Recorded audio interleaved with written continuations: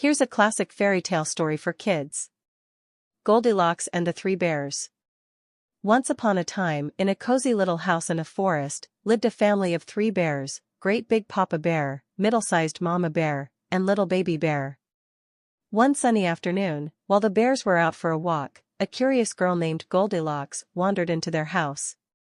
She had long, golden hair and a mischievous grin. Goldilocks knocked on the door, but no one answered. So, she took it upon herself to enter the house. Inside, she found 3 bowls of porridge on the table. "Yum! Porridge!" Goldilocks exclaimed. She tasted the first bowl, which belonged to Papa Bear. "Too hot," she said. Then, she tasted the second bowl, which belonged to Mama Bear.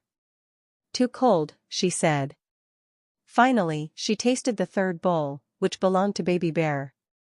"Just right," she said, and she ate up the entire bowl.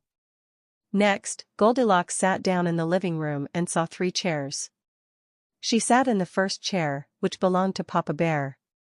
"Too hard," she said. Then, she sat in the second chair, which belonged to Mama Bear. "Too soft," she said. Finally, she sat in the third chair, which belonged to Baby Bear. "Just right," she said, and she rocked gently in the chair. Feeling tired, Goldilocks went upstairs to the bedroom. She saw 3 beds and climbed into the first one, which belonged to Papa Bear. "Too big," she said. Then, she climbed into the second bed, which belonged to Mama Bear. "Too small," she said. Finally, she climbed into the third bed, which belonged to Baby Bear. "Just right," she said, and she fell fast asleep. Meanwhile, the 3 bears returned home from their walk. They were shocked to find their porridge had been tasted, their chairs had been sat in, and someone was sleeping in Baby Bear's bed.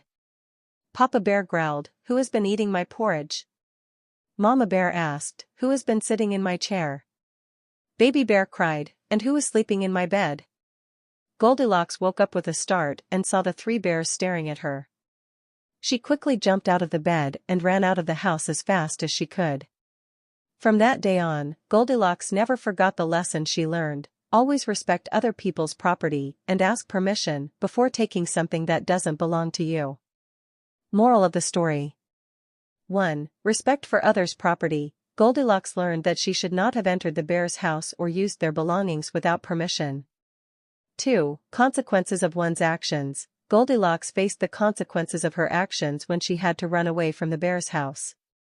3. Importance of honesty and apology. Although Goldilocks didn't apologize to the bears, the story teaches us that honesty and apology are essential when we make mistakes.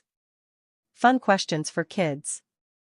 1. What was Goldilocks' hair color? 2. How many bears lived in the house? 3. What did Goldilocks taste first in the bear's house? 4. Which chair did Goldilocks think was just right? Encourage kids to 1.